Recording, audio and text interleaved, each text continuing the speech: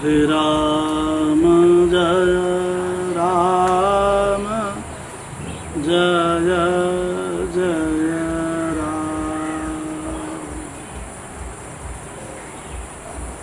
मानव जीवन को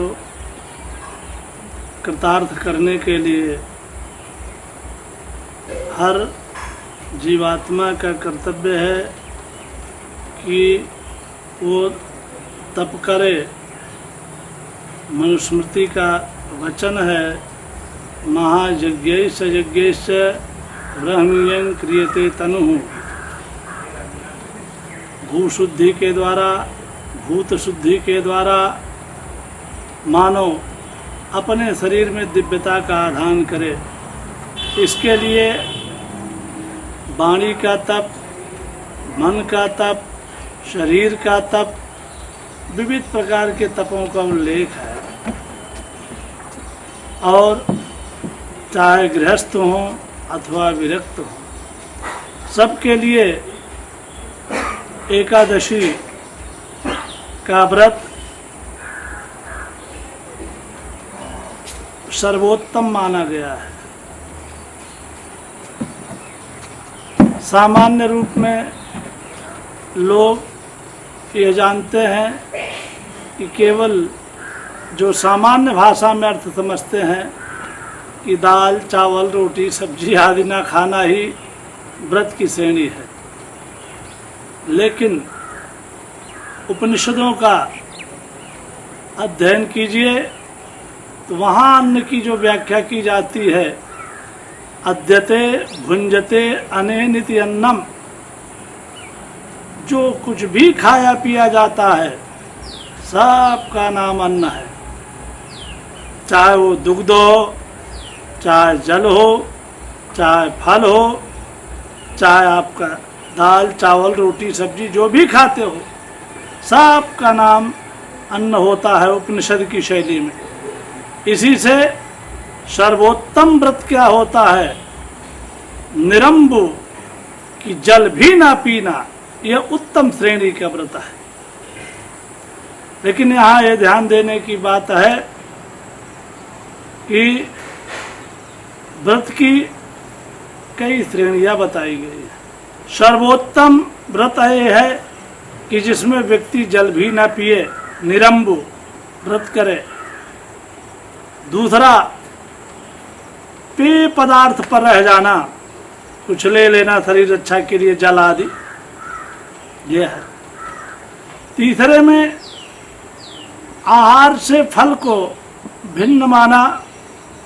जिनकी फल की संज्ञा है उनका जो आहार होता है उसको फलाहार कहते हैं। ब्रह्म वैवर्त पुराण का प्रमाण है कि जो वृद्ध हों, अशक्त हों या निर्जला व्रत नहीं कर सकते हैं, वह फल दुग्ध आदि लेकर के भी व्रत को कर सकते हैं।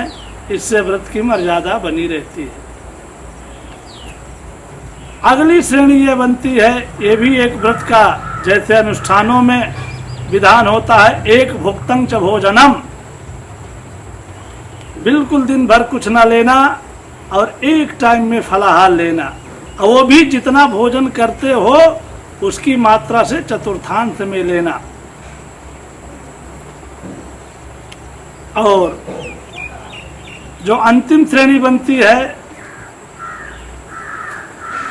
कुछ क्षेत्रों में क्षेत्रीय अवधारणा भी है कि उस दिन कम से कम चावल का प्रयोग भोजन में नहीं करना चाहिए। शरीर आसक्त हो चुका है, बिना दवाई के नहीं चल सकता, और आजकल अंग्रेजी दवाइयों को लोग ज़्यादा प्रयोग करते हैं। बिना भोजन किए दवाई नहीं कर सकते, खा सकते, दवाई खाने की अनिवार्यता है। तो यद्यप शास्त्रकारों ने कहा औषधि जांघवी तो यंग वैद्यो नारायणो हरि, ठीक है व्रत रहिए, बिना औषधि के शरीर नहीं रह सकता है, औषधि का सेवन कर लीजिए।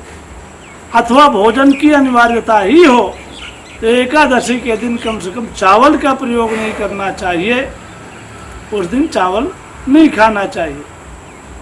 सामान्यतया लोग व्रत और उपवास में एक ही भाव समझते हैं, लेकिन जब कोई साधक साधना करते करते परमात्मा के तद्रूप हो जाता है, जिसको रामचरितमानस में कहा जानत तुम्हें तुम्हें हो जाई, वहाँ साधक और साध्य के बीच कोई विभाजक रेखा नहीं रह जाती, उसको उपवास कहते हैं।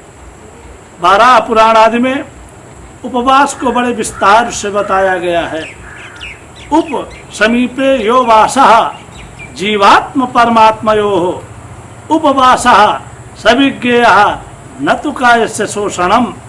साधक साधना करते करते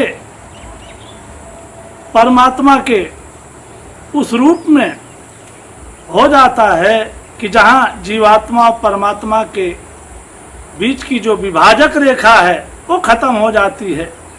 उसका नाम उपसमीपे यो वासः जीवात्म परमात्मयोः उपवासा सविज्ञेयः, उसको उपवास कहते हैं। भोजन छोड़ देना, भोजन न करना उपवास नहीं। यहाँ जो व्रत का जो दूसरा अर्थ होता है वो जितेंद्रियवान रहना, सत्य बोलना, आहार से इंद्रियों का को उपरत रखना, जो हमारी आपकी पंच कर्मेंद्रियां हैं, पंच ज्ञानेंद्रियां हैं, इनके जो भी भोग्य पदार्थ हैं,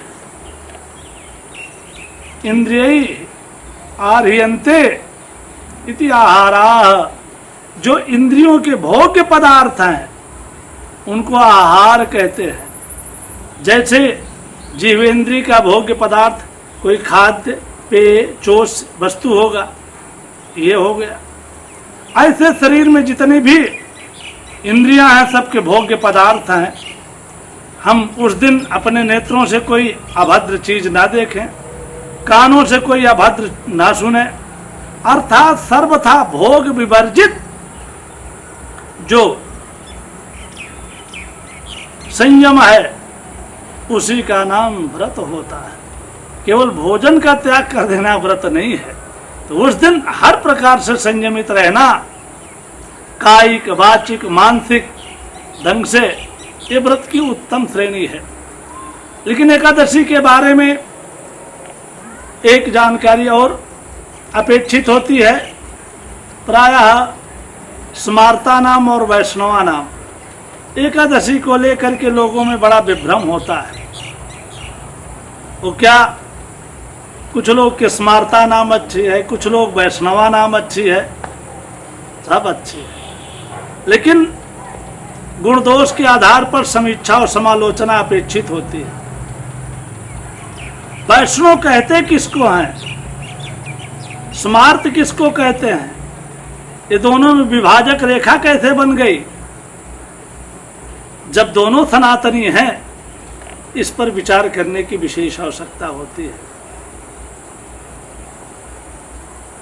जो विष्णु के आराधक होते हैं उनको वैष्णव कहते हैं, और स्मार्त किनको कहते हैं? मनुस्मृति के अनुसार धर्म शास्त्रम तु वै स्मृति ही, धर्म शास्त्रों को स्मृति कहते हैं, और स्मृति से स्मार्त शब्द बनता है। तो क्या जो वैष्णव हैं वो धर्म शास्त्र को नहीं मानते? फिर कैसी व्याख्या? और वो कैसा वैष्णव जो धर्म शास्त्र को ना माने? अच्छा, धर्म शास्त्र को मानने वाला अन्य देवी देवता को मान रहा है तो क्या वो वैष्णव नहीं है? आज तमाम प्रश्न उपस्थापित होते हैं। पूरे का निष्कर्ष ये निकलता है कि जो विष्णु को प्राधान्यन प्रमुख रूप से मानते हैं उनको वैष्णव कहते हैं, और पंचदेवों को जो मानने वाले हैं, पंचदेवों में गणेश जी, सूर्य भगवान, महामाया भगवती, भगवान शिव और नारायण अर्थात भगवान विष्णु, ये जो पंचदेव हैं, इनमें सबको मानने वाले अर्थात पंचदेव उपासक जो होते हैं वो स्मार्त की श्रेणी में है।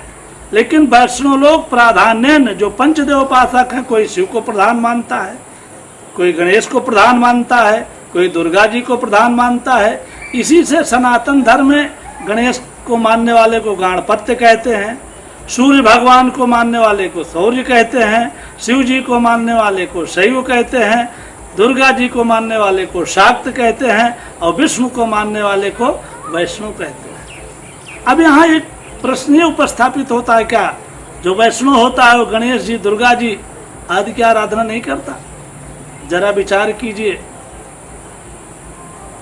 भगवान शिव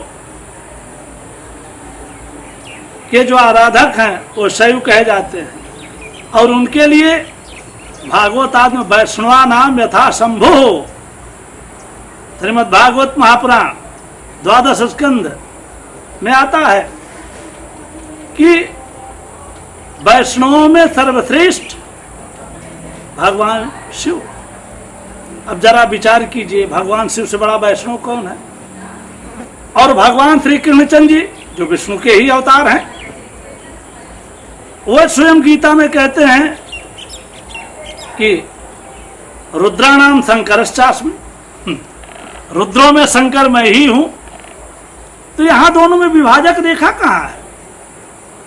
विश्वनाथ का पर्याय जगन्नाथ ही होता है। जगन्नाथ भगवान विष्णु के लिए बोला जाता है और विश्वनाथ भगवान शंकर के लिए बोला जाता है। एकैव शक्ति परमेश्वर से भिन्ना चतुर्धा व्यवहार काले, भोगे भवानी पुरुषेषु विष्णु, युद्धे च दुर्गा प्रलये च काली।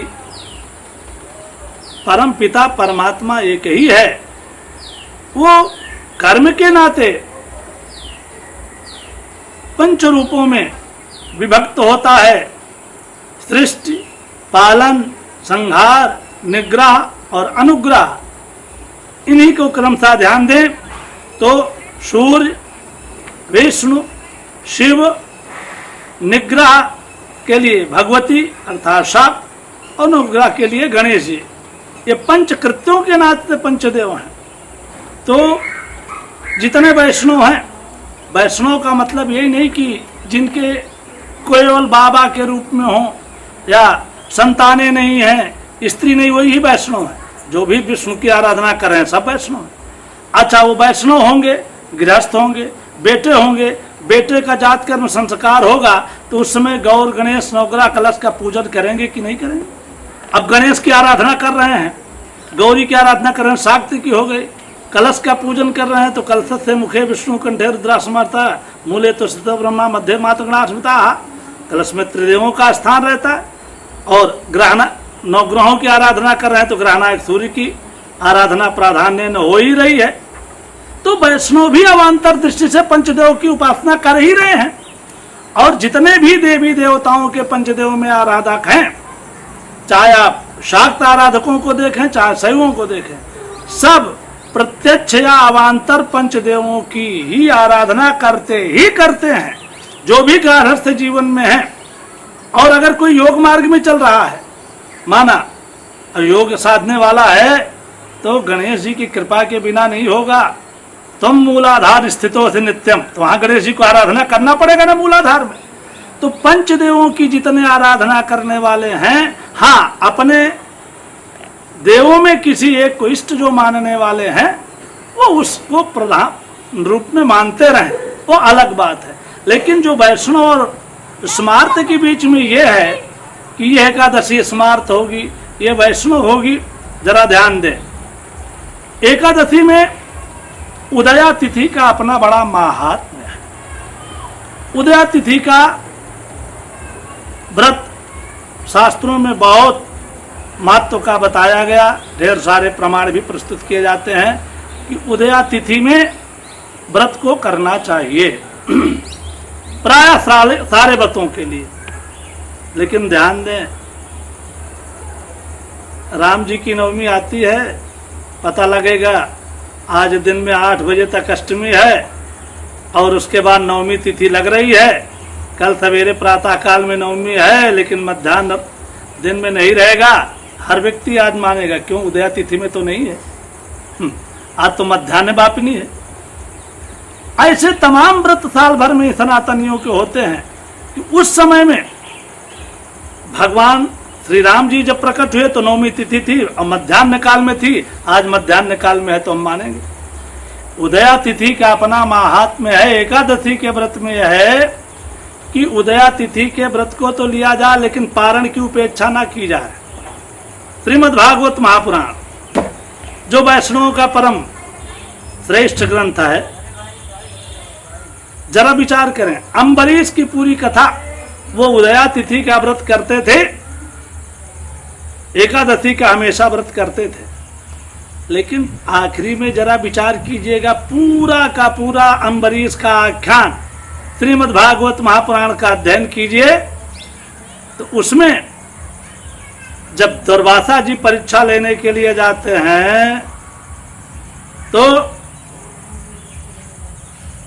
क्यों परेशानी खड़ी हुई कि अब तो द्वादशी बिल्कुल व्यतीत होने वाली है और अगर मैं पारण नहीं कर लिया तो व्रत भंग हो जाएगा। पारण कर लूंगा तो बिना महात्मा को खिलाए खाऊंगा तो महात्मा का अपमान होगा।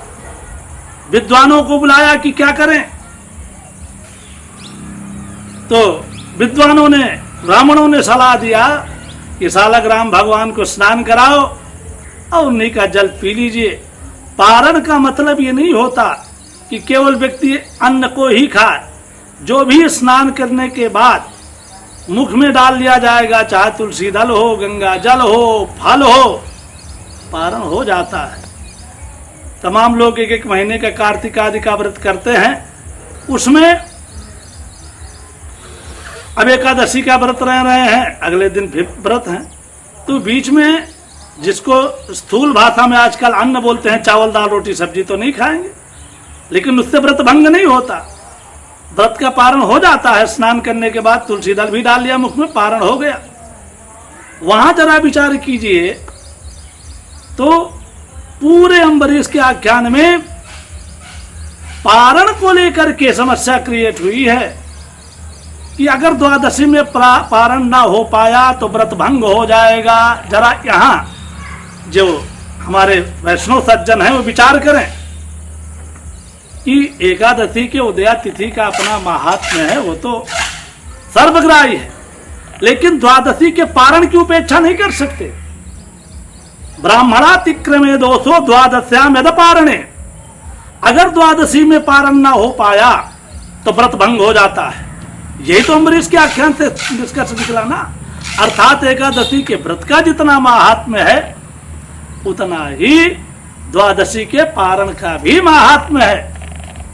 और पूरे अम्बरीश के आख्यान को आप ध्यान से पढ़ेंगे तो उसमें यही पूरा आख्यान ही चला कि आपने पारण कर लिया, पारण न करते तो व्रत भंग हो जाता। तो प्रायः जब उदया तिथि की एकादशी को पकड़ते हैं तो द्वादशी अगले दिन पारण में नहीं मिल पाती है। तो हमारा जो अपना अनुशीलन है कि ठीक है, स्मार्ता नाम एकादशी अलग, वैष्णवा नाम अलग, अपनी गुरु परंपरा में मानते रहें, लेकिन खंडन और मंडन नहीं, दोनों का अपना शास्त्रीय आधार है। द्वादशी में पारण नहीं हो रहा तो व्रत भंग हो रहा है। अब प्रायः 90% से अधिक ये ज्योतिष आदि में देखिएगा, जहां तिथियों का उल्लेख होता है वहां देखिएगा तो द्वादशी पारण में नहीं मिल पाती है। जो वैष्णवा नाम होते हैं, स्मार्ता नाम को मिलती है, क्योंकि वो पारण को भी ध्यान में रख करके एकादशी करते हैं। तो जिसकी जो अपनी गुरु परंपरा है, क्योंकि परंपरा का भी शास्त्रों में अपना एक महात्म्य है, दोनों एकादशियां अनुमन्य हैं। एकादशी का व्रत हर हिंदू को करना चाहिए, परम कल्याणकारक है। एकादशी के दिन जो अन्न खाता है वो नरक को जाता है, क्योंकि कुछ ऐसे स्थल बताए गए हैं जहां अन्न को खाने वाला घोर नरक को जाता है। रवीन्द्रुग्रा से हरि जन्म काले प्राण प्रयाणे द्विज भोजने चा। रवीन्द्रुग्रा से जब सूर्य ग्रहण और चंद्र ग्रहण लगा हो उस समय अन्न नहीं खाना चाहिए, बाल वृद्ध और रोगी को छोड़ करके। कोई रोगी है नहीं रह सकता, उसके लिए छूट है। बच्चा है 1 महीने 2 महीने का तो दूध पिएगा, बाल वृद्ध रोगी को छोड़ करके। रवीन्द्र उग्रा से हरि जन्म काले, कृष्ण जन्माष्टमी हो, रामनवमी हो, शिवरात्रि का व्रत हो, प्राण प्रयाणे द्विज भोजने च, गांव में परिवार में कहीं किसी की मृत्यु हो गई है, आपकी जानकारी है, तो जब तक लाश पड़ी हो, कम से कम लाश संस्कार के लिए नहीं चली जा रही है, तब तक भोजन न करें। हरिवासरे च, और एकादशी के दिन कन्या प्रदान, कन्यादान करना हो तो उस समय यदन्न भोजी नरकम प्रयाति, जो अन्न को खाता है वो घोर नरक जाता है। तो उत्तम श्रेणी का व्रत न रह सके, मध्यम मध्यम न रह सके तो थर्ड, लेकिन एकादशी के दिन यदन्न भोजी नरकम प्रयाति, जो अन्न को खाता है वो घोर नरक जाता है। अतः एकादशी का व्रत सारे हिंदुओं को करना चाहिए। हाँ, अब निरंबू रह रहा है कि पेय पदार्थ पर रह रहा है, कि केवल फल पर रह रहा है, कि एक टाइम भोजन पर रह रहा है, या चावल मात्र नहीं खा पा रहा है, उस कैटेगरी में अपने को जहाँ उसकी शरीर साथ देती हो, जिस लायक हो बना ले, लेकिन एकादशी का व्रत हर हिंदू को रहना चाहिए।